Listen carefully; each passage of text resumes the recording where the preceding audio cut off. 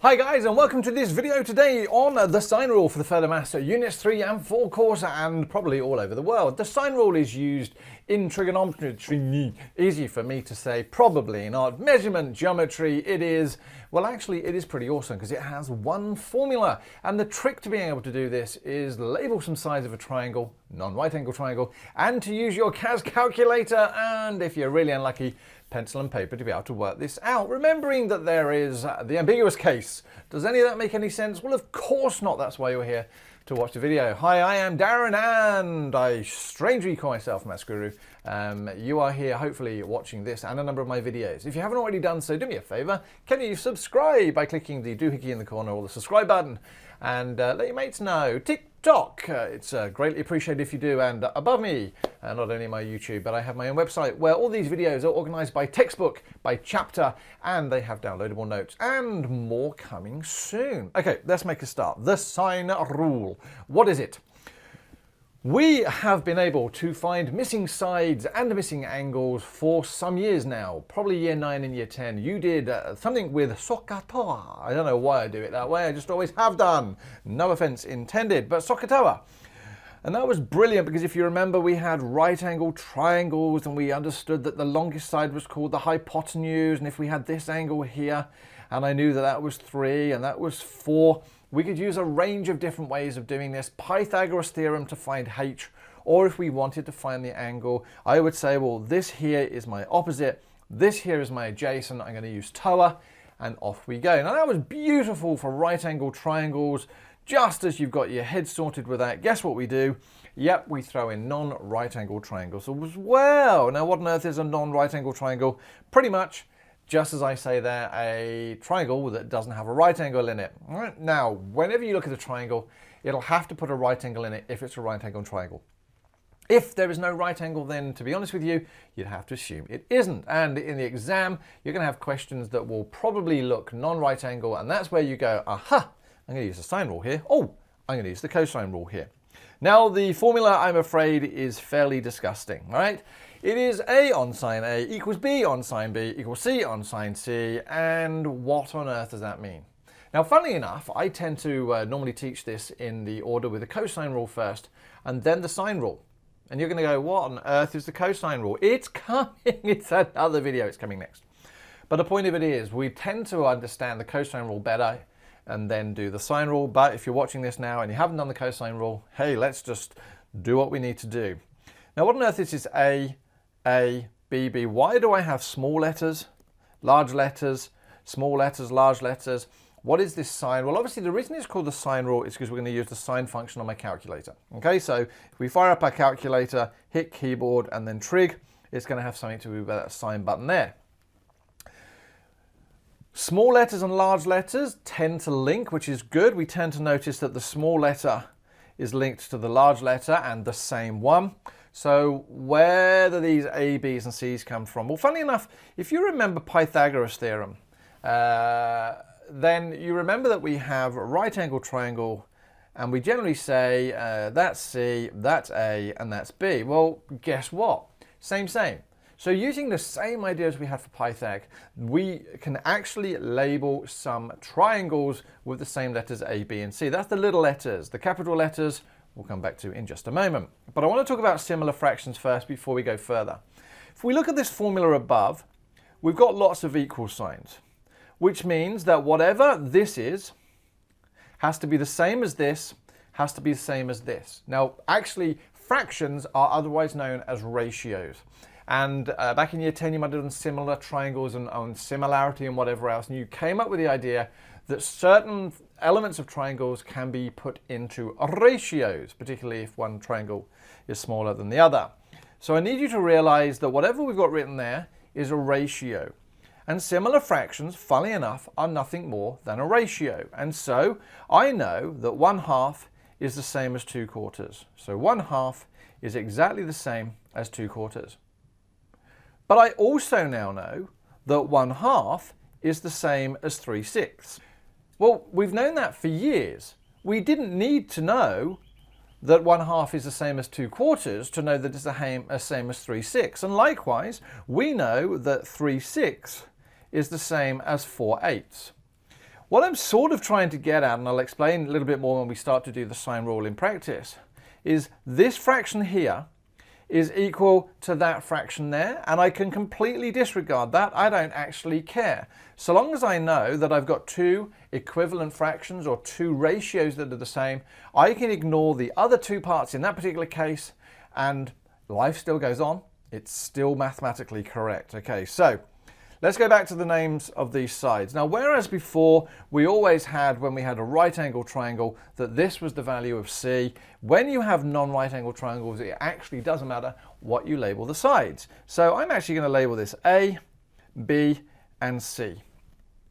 The only thing that matters when you're dealing with a sine rule is what the angles are called. And bearing in mind we have dealt with opposites before, if this is a side C, then the angle that's opposite is going to be capital C. Now, tend to put a line under there just so that I know it's a capital C. It's not something I've seen too much of in Australia. Remember, textbooks can actually show small c's and capital C's much, much easier. What do you reckon this angle here is called? Well, B is opposite it, so that is capital B, which would suggest here that is A. So our sides and our angles are opposite, but with the same letters. One is a capital, one isn't. Right. Capital letters stand for angles, non-capital letters stand for side lengths. And so now when we look at our formula, let's just tie all of that together. We have three ratios, which could tell me that I can either have A on sine A is equal to B on sine B. I can use that part of the formula to make it equals. I could also say that A on sine A is equal to C on sine C. And probably B sine B equals C over sine C. With this particular rule, you're only generally ever going to use two parts of it. One part of it is just going to be completely disregarded, and that's perfectly okay. So long as we have three of the four pieces of information that we need, or as long as we're given three of the four pieces of information, life is good. Okay, so that's the theory behind it. Life is much, much easier if I do an actual worked example. So here we go. The following examples are taken with permission, thank you very much, from Cambridge Further Maths Unit 3 and 4 textbook. Here is a triangle. Now, the first thing you've got to do is identify, is this triangle a sine rule question? And I'm going to say to you, the way you do that is you look for a side and an opposite angle. I have an angle, I have its opposite side, and yes, the chances are that's a sine rule. Do I have another angle and an opposite side? I should cocoa, then in which case life is good. Yes, that is what I'm going to use. So I'm going to do this the long way just to show you how it works. The first thing you need to do is go A on sine A is B on sine B, which equals C on the sine of C. Writing the formula down, really important, because once you've written the formula down, you are going to substitute into it, all right? So I tend to write F for formula, S for substitute beside, but probably not a good idea to do in an exam. Okay, did they give me A? No, they didn't. Now, the reason we're not going to use A is because I don't know the side length or the angle, right? So at this moment in time, believe it or not, I'm actually going to completely disregard that part of my formula. I don't have a side and I don't have its opposite angle. Have they told me the value of side length of B? Yes, it is 10. Why? This is B, here is the angle, there is its opposite side, and I'm going to divide that by the sine of 70, and I'm going to do C, which is what they're asking me to find, divided by the sine of 31 degrees. Now, as with all things in mathematics, you can do it the easy way, you can do it the hard way. Now I'm going to show you that both of these are sort of easy and sort of hard, the pencil and paper way. So I'm going to take this as 10 on sine 70 is equal to C on sine 31. And I always say to myself, what do I want on its own? I want C. That means I've got to get rid of this divide by sine of 31. How do I get rid of a divide sine by 31?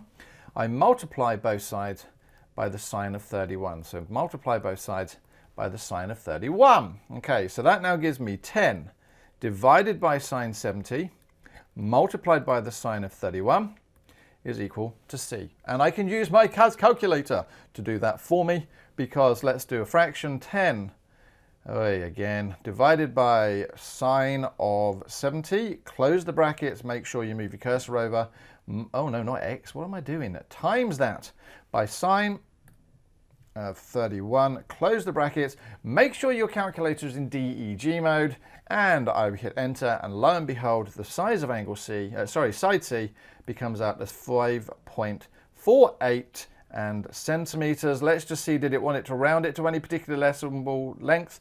No, not in this situation here. So that is one way of doing this question.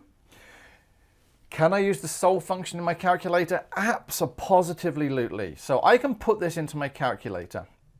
So I'm going to scroll over a moment and scroll up a bit, and let's see what happens. So I'm going to go Maths 1, sorry, hit solve. Now, when we use the solve function, put the actual equation in. So there we go. So that's 10, again, divided by sine of 70. Let's go to trig and say sine of 70, close the brackets, hit right to put my equals back in the right place, is equal to fraction. I'm not going to use the letter C. My calculator has X, Y, and Z on it, much easier. So I'm just going to use X. So long as I make sure that I solve for X, we'll be fine. And then we do the sine of 31, close the brackets, hit right, that's my equation in, hit comma to tell the calculator to solve for X and close my brackets. And up comes the fabulous value of 5.48, and life is good. So you can do either ways of those, and we end up with the length of 5.48 centimeters. Job done. Yay. Now, to be perfectly honest with you, I could do 100 of these examples. It will work in exactly the same way. Formula, substitute, and solve, either by pencil and paper or by using the solve function. Now, a word of warning. Using your calculator to find side lengths, easy peasy lemon squeezy, nothing more than what we have here. Using your calculator to find angles requires an additional step, and I'm going to show you why, or at least an additional thought process. Okay. So question number 2 in this example says find possible values. Now, obviously they've used plural here, so that means more than one, for the magnitude of an angle XZY in the triangle XYZ. So the first thing I'm going to do is I'm going to draw some sort of triangle, and I'm going to have X, Y, and Z. It wants me to find XZY, which is this angle here. So I'm going to write that as theta. Now, obviously, the way that they've written this question here is just there to trick you. Whenever you have 3 capital letters, it's talking about the vertices of a triangle, or if they're using an angle, then it's the middle letter, which is the angle they're looking for you to find. So, for example here, angle XZY is asking you to find Z, which is why I've labeled that theta, obviously. Given that Y is equal to 25 degrees, thank you very much, and Y is equal to 5 centimeters, and Z is equal to 6 centimeters, now, obviously, the difference there between side lengths and angles, making sure that we put them opposite each other, it then turns around and says, find that angle. Now, I've already written here that there are 2 possible triangles which will actually have this fit, and I'm going to show you why. So, first things first, let's continue with the way we are. Let's minimize that for just one moment. We know it's a sine rule question because we have a side and an opposite angle, side and opposite angle. So, I'm going to write my formula A on sine A equals B on sine B equals C on sine C. Now, to be perfectly honest with you, I could change these for X, Y, and Z's, but I'm not going to. I'm actually going to say that part of my formula I'm not going to use, which is that one there. I tend to knock off the C on sine C. It doesn't really matter. And now I'm going to take a side length and its opposite angle and put it into my formula. So the first thing I'm going to do is, let's say 5 divided by sine 25. Why am I using those two? Because 25 and 5 are opposite each other. Put them in part of my formula. Is equal to B. Well, in this situation, that's going to be 6, because that's the only other side length I have, divided by the sine of theta. I have that information for me there. I can do it the long way by pencil and paper. That's a bit disgusting. I'm going to leave that for just a moment. I'm going to show you what happens with your calculator first. So firing up my calculator, what do we end up with? Right, Math 1, if you will do me so kind as to solve. Let's put a fraction in, change back to my trig. 5 divided by sine of 25, close brackets, equals, oh, see what happened there? Yep, and that equals went in the wrong position. Brackets, 6 divided by sine of, now again, I'm not using theta, way too complicated, way too annoying. I'm just going to use X, do a comma, put X, close my brackets, and look what now happens. I get a disgusting formula. That nothing known to man is what that, well, actually it does. First things first, your calculator is trying to say, well, hold on a moment, you haven't given me enough information. Now you're going to say, but I have, I've put my sine rule in. And the calculator is going to go, no, you're asking me to find an angle. And actually, there are an infinitely many number of angles that could give you a solution to this question. And you're going to go, what? Well, obviously, in a previous video in this series, we talked about the idea of the sine curve. And the sine curve does this. And when you are trying to find values of angles, then what you're really doing is you're cutting a sine curve in two places. And so there are two values. In fact, there are many values because they go on and on and on. So actually what you need to do is provide your calculator in this situation with a little bit more information. And what you need to say to it is, hold on a moment. I don't want you to give me infinitely many solutions, because that's what that equation there is trying to tell you. It's trying to give you an equation, believe it or not. What you need to say to your calculator is, right, I only want you to give me the angles that are going to fall between 0 and 180 degrees. Why would you want to go between 0 and 180? Well, if you think about it, angles in triangles can only add up to a maximum of 180 degrees. So it's probably best to see what the calculator comes up with. How do we do this? Well, what I'm going to do is to leave this on the calculator, I'm going to put this one down just so you can see if you come back later. So you go to Math 3 and you'll notice this little symbol there. Now I'm going to call it a pipe symbol. It looks nothing like a pipe unless it's a vertical pipe. And what that now says to the calculator is, right, I want you to solve this, but I want you to limit the values between 0, he says hitting 1, 0, I want that to be greater than or equal to, so I want x to be greater than or equal to 0, which I want to be less than or equal to 180. So that notation there, that pipe, 0, basically says, give me all values of x that could fall between 0 and 180 degrees. This is prime stuff for your summary book. Now, when I hit enter, what comes up? OMG, two values. Now the reason it's coming up with two values is the question actually says there's going to be more than one value. And so, believe it or not, I can now write down and say, therefore, my value of theta, or one of my values of theta, is 30.5 degrees, and another value of theta is actually 149.5 degrees. And again, going back to a previous video, if you add these two together, they actually make 180 degrees. So, going back to the pencil and paper way of doing this, if I was going to be doing this the pencil and paper way, let's just draw a line to show this, that we're doing something different. 5 on sine 25 is equal to 6 on sine theta. All right, again, I know that when I have a fraction equals a fraction, I can actually swap corners. I can actually swap those two over. So that gives me that sine theta on the sine of 25 is equal to 6 on 5. You're going to say, what's that got to do with the price of fish? Well, the reason being is, rather than having sine theta on the bottom of a fraction now, it's on the top, which means I can now get rid of this divide by sine 25, and I get sine theta is equal to 6 on 5 times the sine of 25 degrees. Okay, so there we go. So just a bit of sort of mathematical manipulation. Can I do that on my calculator? I can indeed. I'm going to do 6 divided by 5, and I'm going to multiply. Actually, I don't like that. It looks like it might hit problems. So let's do 6. Come on, people. Let me do this. 6 divided by 5. And we're going to multiply that word by sine of 25. Close a set of brackets. Hit enter. And that is what? Well, that's the value of sine theta, which equals to 0.507 dot dot dot dot, just to tell everyone it's still got values. So theta is equal to the inverse sine of 0.507. So I'm going to do sine to the minus 1 of the answer and close the bracket if you'd be so kind, which gives me theta is equal to 30.5 degrees. Now obviously doing it that way, your calculator is only giving you that very first and smallest value. It would be then for you to remember, hold on a moment, I'm finding an angle.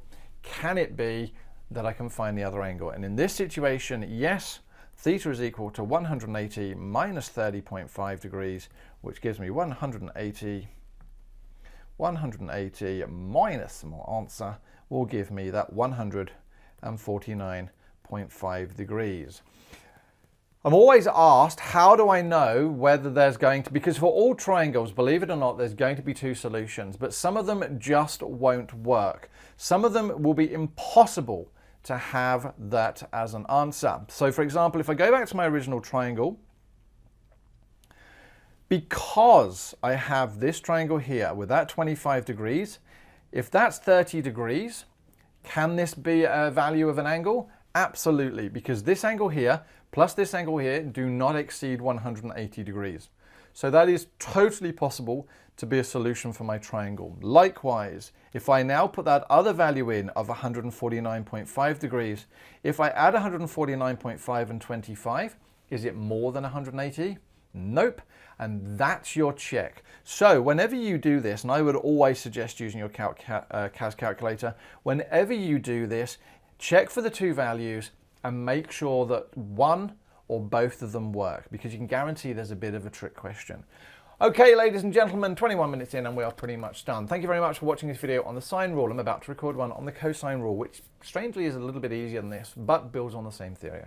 It's been really good seeing you. If you haven't already done so, do me a favor and subscribe, which would be greatly appreciated. Let your friends know, TikTok me, which would be even more awesome.